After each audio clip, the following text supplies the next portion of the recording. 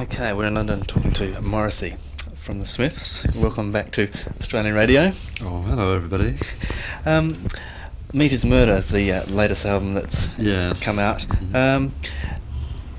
Quite dense lyrically, in keeping with the rest of the Smiths' works, and a very English of albums. Do you think that the fact that it's sort of essentially English, that's going to be a hindrance to you? Well, it hasn't been, because the LP has sold quite well almost everywhere, which is quite curious to me, because we've not really travelled much, really. We tend to keep ourselves, quite wrongly I'll admit, deeply rooted in England. But the facts are that the LP has sold, oh dear, and so I don't see that as a problem in the least, no. Right, you're not worried about that? Well, I think I'd be worried if it wasn't selling in various places. That would worry me. But it is, so I'm happy. Okay, your plans for the moment, I believe you're about to embark on...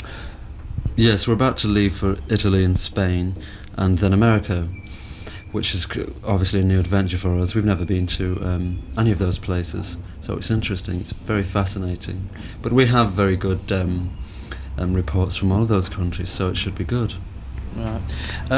Meat is Murder is a lot harder and more direct. Why was that? Because I don't really think that you can write a song about animal slaughter without it being quite strong. So it really had to be. But I think as individuals, when we came to record the LP, we were quite angered. We were quite distraught about the way we had been treated by the music industry generally over the previous 12 months. So I think we felt quite alone and quite in control, so it was good, I think. Right.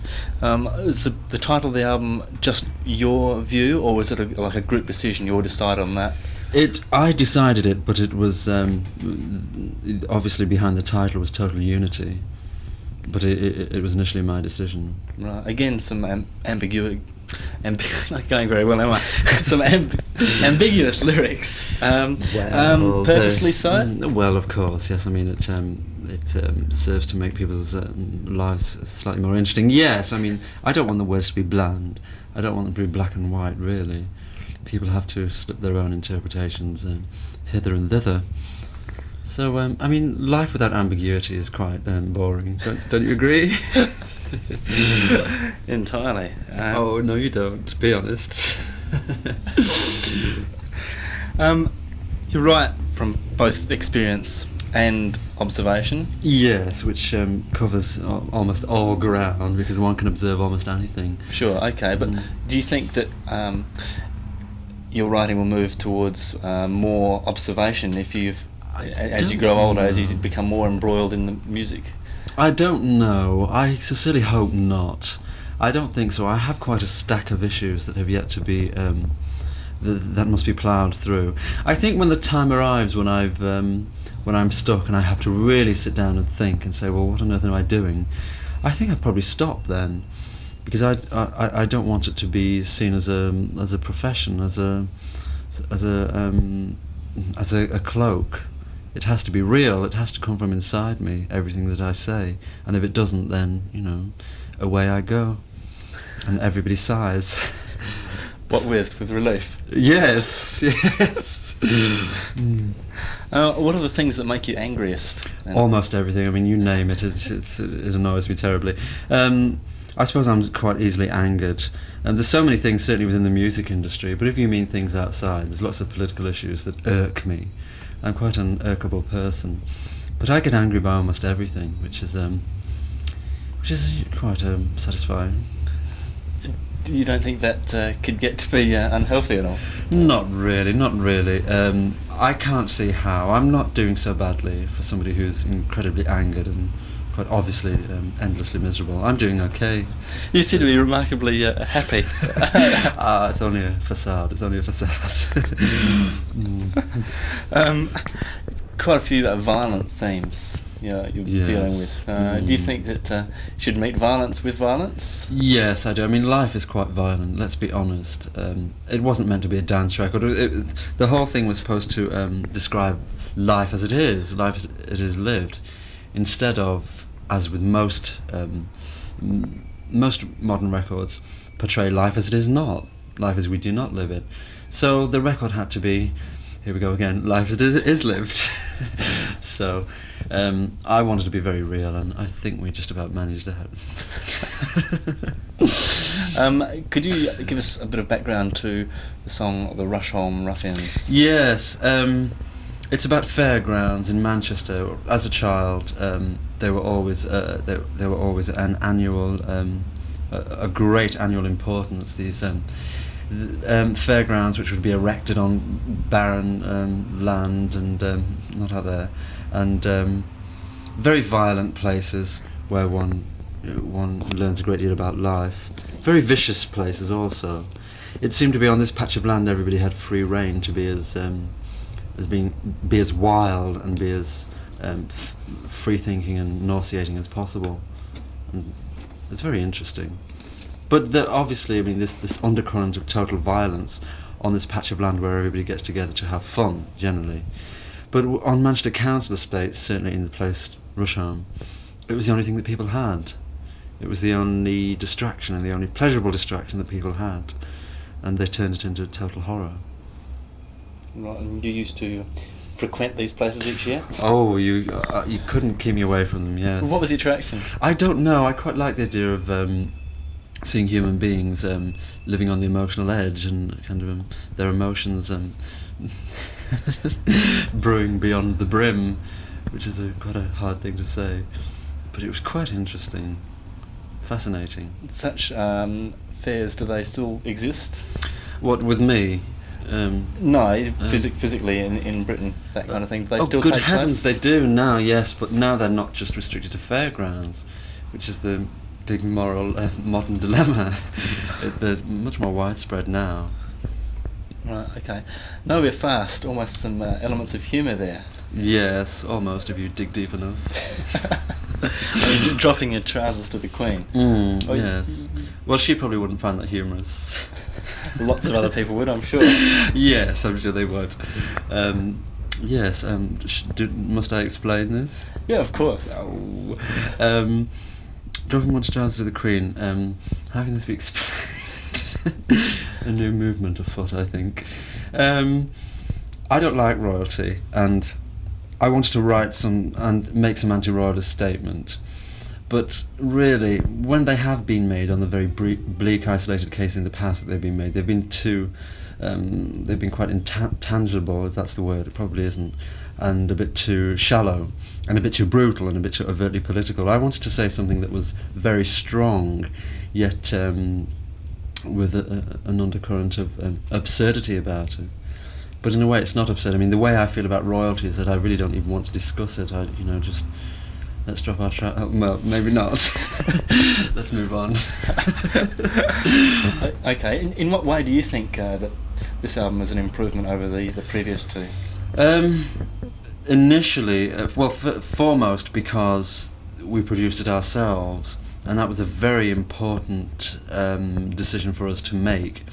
For the first time, we were on our own, and we had we were devoid, if you like, of any other influence or participation, which I think is quite an extraordinary situation for a group to be in, because groups are so used to being pampered and being told and being surrounded by lots of people. But for us, we were on our own in the studio, and it was so easy. It was so easy that the first one was very, very difficult to make for the opposite reason. So we could see things quite clearly, and we knew what we had to do, and we did it. Are the Smiths insular? I don't know. I mean, believe it or not, I'm sure. I've been asked this question before, and I don't really know how to answer it. I think that I always say that the Smiths speak for everybody, but people don't really seem to believe me when I say that. But that's the standpoint. We try to reach and speak for everybody. It sounds quite a mammoth task. Well, it is actually. Okay, I had to change the topic completely. Pete Burns, he yes. appeared on stage with you. But why did that come about? Well, I don't really know. Suddenly he was there. No, it was quite planned. He popped up out of a trapdoor. He was there throughout the day, and we just thought, well, this was the last night of a very long tour, and we wanted to do something different, something with a twist, literally, and so we just twisted him. So he just came on stage, and it was dramatically under-rehearsed and incredibly clumsy, as I'm sure you noticed, but so what? It was quite topical anyway. It was. Everybody hates us now, which is quite topical. Would you ever consider working with Sandy Shaw again? Yes, we might be doing this in a few weeks. We've written a song which we want her to tackle, and and hopefully she'll tackle it in a few weeks. Looking back on her version of Hand in Glove, how do you feel about that in retrospect? In retrospect, I feel I've got two feelings. I think from a recording point of view, it was a tremendous success.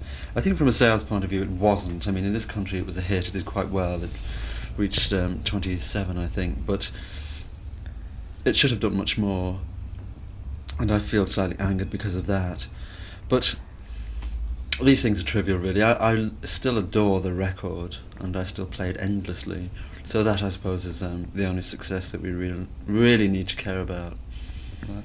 When you first started, what was it about Johnny Marr's music that attracted you? I think it was still, there was such I think music was being drenched by the classical rock guitarist again, even though it was 1982 and we had been through various anarchic movements to avoid a certain word. The very classical rock guitarist still kind of hung heavy, as it were, over the general flow of music in this country, and he wasn't like that. His music was very, well, I'm hesitant to use the word rudimentary, because that sounds as though he couldn't actually play his instrument, which he certainly could. I mean, he's hugely underrated, but it was very simplistic, and it was very emotive, and it was just to me very heartfelt. Those are the things that I saw in it. But I must say, I do think he's cripplingly underrated, certainly in this country. They do have a different opinion of him in America, and of me, of course. What do they think of you in America? They think I'm just some disturbed hag, which, of course, is completely wrong. Well, there was that quote in, what was it?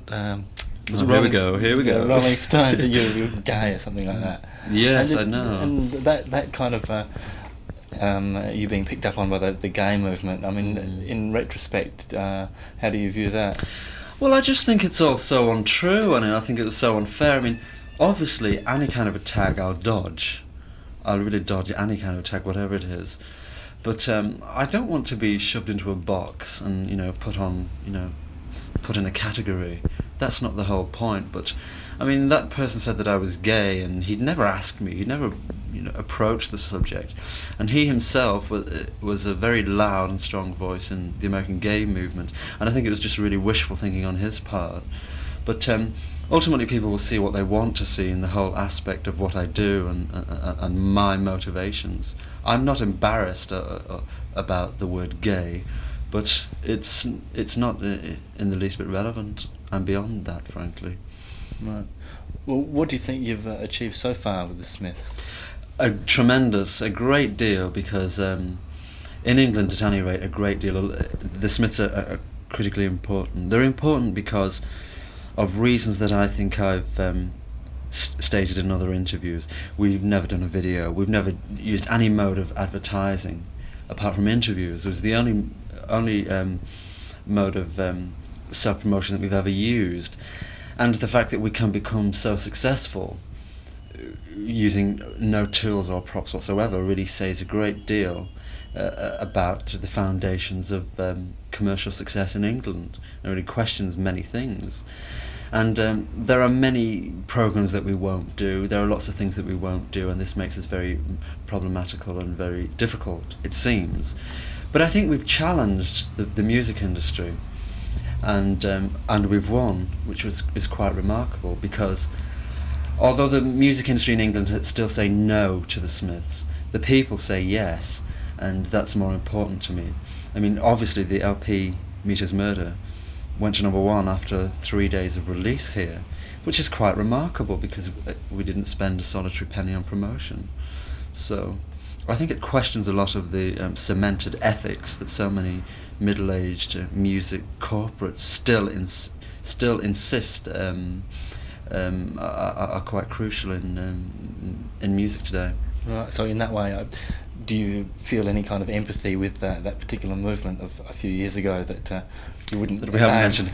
I do feel empathy, but I think I just feel anger because it was so short-lived and it was so unmemorable. I mean, I can't really remember any of the songs that counted. I think really in retrospect, people were just so shocked that there was any kind of mobility and there was an uprising, regardless of what it was doing or saying. Just the fact that there was some kind of a movement and an uprising was enough to make people gaze at it very, very fondly. In retrospect, of course, most of the records were absolute bosh, but it was fun. Why didn't it last, and why did things go back to as they had been? I don't really know. Do you? Well, don't have to ask Arthur C. Clarke. Right. Does success for you equal power? Yes, it does. But this word power, of course, is quite flexible, and it means several things. I mean, not for fascist reasons. I mean, not yet, anyway. I mean, I'm not some budding Hitler or whatever. But power to be seen and to be heard, the very kind of fundamental things. It just means that obviously you can persecute more people, for instance. So